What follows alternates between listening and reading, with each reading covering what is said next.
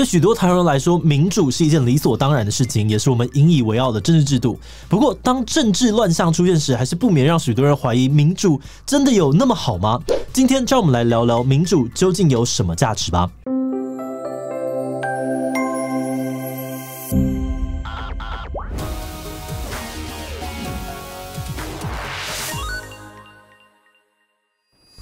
Hello， 大家好，我是志祺哦。在日常生活当中，我们常常可以看到或发现民主的缺点，像是民粹主义啊、没有效率、精纯政治、政客作秀等等，让我们对于这样的一个制度产生一些怀疑。而其实不只是现代人会怀疑民主，早在2000年前的古希腊，大哲学家柏拉图就非常的反对民主。柏拉图在他的著作《理想国》里面就举了一个例子来质疑民主的制度。他说，扮演统御领导角色的人呢，其实就是一艘船的船长。他说，如果你要搭船去航行，什么样的人会是理想的船长呢？是随便找一个人呢，还是航海知识丰富的人？柏拉图认为答案很明显，当然是最懂海的人。可是民主制度的选举却不一定能够找出那个最懂海的人。民主选出来的有可能会是最会选举的人，也有可能是最会跟选民搞博的人。那些会做事啊、会掌舵的人却不一定会选举。那既然民主不一定能够找到正确的治理人才，为什么我们还要支持民主呢？民主真的那么有价值吗？这些问题听起来可能有些微妙，不过事实上有许多的哲学家、政治学家还有政治思想家其实都曾经思考过这个问题。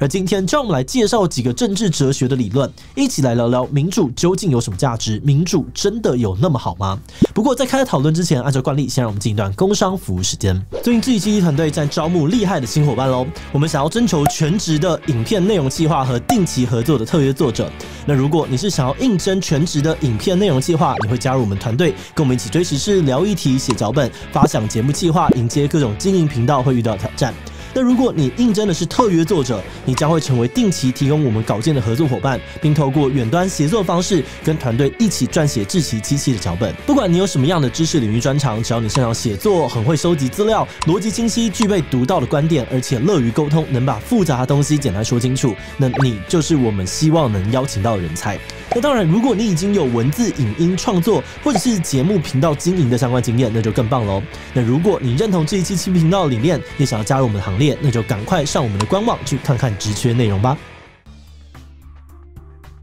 一般来说，在讨论一个事物有什么价值的时候，通常会去讨论这个东西的工具性价值，还有它的内在价值。这两个词听起来可能有点抽象，所以我们这边用一个收藏艺术品的例子来说明。假设今天有两个人 A 跟 B， 他们两个人都喜欢收藏艺术品，但是收藏艺术品的理由却大不相同。A 喜欢赚钱，对 A 来说，收藏艺术品是一种投资，他喜欢低价的买入艺术品，等到涨价了之后再卖出去。可以说，他重视的是收藏艺术品这件事情的工具性价值，只要有其他事情更容易赚钱 ，A 可能就不收藏艺术品了。而 B 喜欢欣赏艺术品，所以对 B 来说，收藏艺术品是为了要感受到艺术的美好。那对于 B 来讲呢，艺术跟美的存在本身就有它的价值，而这种价值难以比较跟量化，就不算是工具性价值，而是属于内在价值。那透过区分这两种价值，就可以帮助我们厘清我们为何重视某事物，还有某事物能不能够被取代。如果是为了其他好处而做出的选择，就表示我们重视它的工具性价值，而如果不是的话呢，就是为了它的内在价值。那么等一下呢，就会拿这套框架来思考，看看呢，政治哲学家是怎么看待民主的制度，也可以一起来想想看，民主可不可能被取代。这个理论认为，民主是人们重要的生活方式，因为人类呢得依赖彼此才有办法存活。人类天生是社群的动物，而政治在探讨的就是关于所有人的事情，因此政治应该是人们生活的一部分。而抱持这个想法的人认为呢，从这个角度来说，每一个公民的意见都很重要。因此，人们应该要参与政治，讨论公共事务。而在讨论公共事务、努力达成共识的过程当中，人们会逐渐的了解彼此，更能够去体谅不同人的想法，更关注公共利益。透过民主的生活，我们可以成为更完整的人。那当然，这些政治沟通并不是简单的事情哦，我们需要各种的配套措施，例如由公正的人来带讨论，参与的人不能夹杂太多私心，要公平的呈现两边的观点等等。只要这些配套措施到齐，就没有问题。而因为这个理论是从内在价值来支持民主的，所以对于这一派的学者来说呢，民主本身就是一件很棒的事情，它不需要被取代，也无法被取代。不过这套理论听起来实在太理想了，也因此引来了不少的批评。第一种批评就是你的理论听起来很理想哦，但跟实际上的情况呢一点都不像。想想看台湾的例子就知道，我们要怎么找到真正公正的人，而参与讨论人不夹杂私心，真的有可能吗？再加上又有多少人愿意跟立场不同的人坐下来认真讨论呢？而第二种批评则是，不是每个人都认同民主是重要的生活方式，有人更重视自己的私人时间，有人更重视赚钱，希望能够过上舒服的生活，又有人更重视社会的稳定和和谐。所以就算可以营造出适合讨论政治的场合，公民也不一定会想要参与。而这些因素呢，都让很多人对民主制度感觉既麻烦、混乱又没有效率。也因此，又一群人疑惑，那有没有可能我们不需要一直参与讨论，只要单纯的投票就可以做出好决定呢？其实是有可能的哦。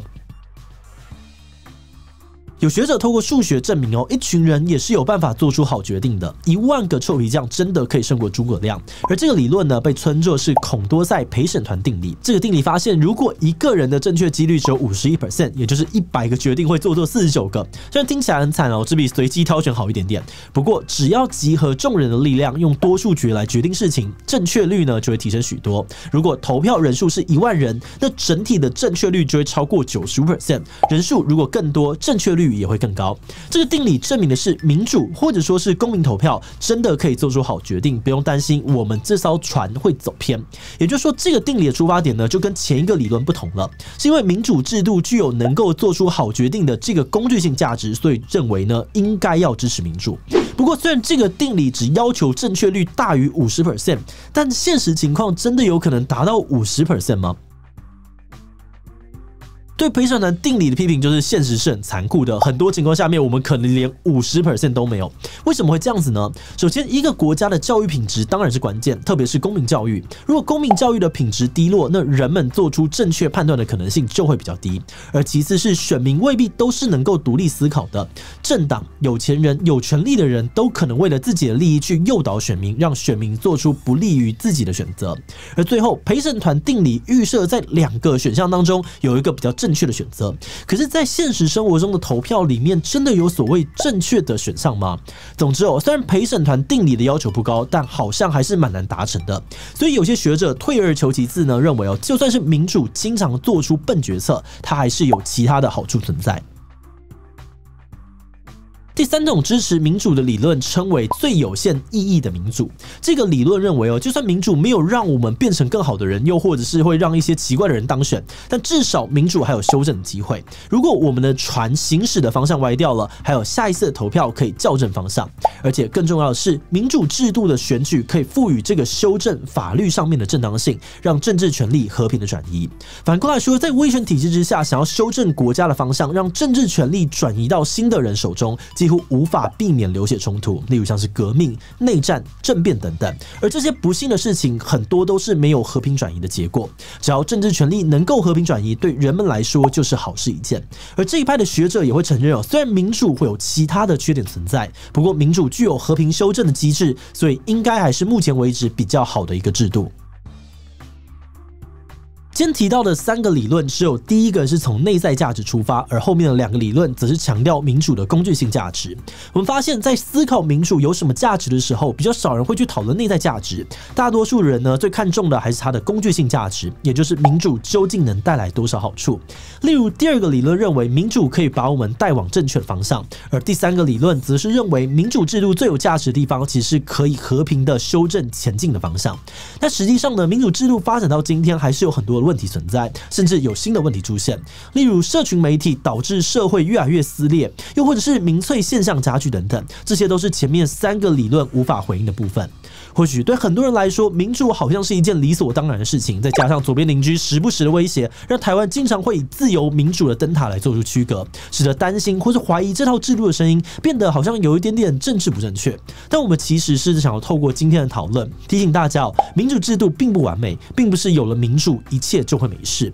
透过今天的讨论，我们反而可以更深入的了解民主的好处跟缺陷。如果我们能够更清楚的知道问题在哪里，我们也就有机会能够找到改善它的方法。而今天这一集，我们尝试用不同的民主理论来寻找民主的可能价值。不过这是一个非常大的题目，不太可能在10分钟的影片中就处理得非常完整。所以这一集呢，算是一个抛砖引玉，欢迎大家可以在下面的留言区讨论或者补充相关的资讯。那最后我们想问大家，听完今天的介绍之后，你觉得自己最重视的民主价值是什么呢？ A. 民主是人类重要的生活方式，讨论公共事务让我的生命更完整。B. 集体智慧，大家一起做决定就是赞。C. 民主让错误的人以及政策可以和平的修正。D. 我觉得中国或是新加坡式的民主其实更好。其他请留言告诉我们你的想法吧。最后，如果你喜欢今天的影片，欢迎分享出去，让更多人知道民主的价值到底是什么。此外呢，可以点击这个地方看假新闻产业链秘密以及罢免越来越像选举对民主到底好不好。那么今天的这一期到这边告一段落，我们明晚再见喽。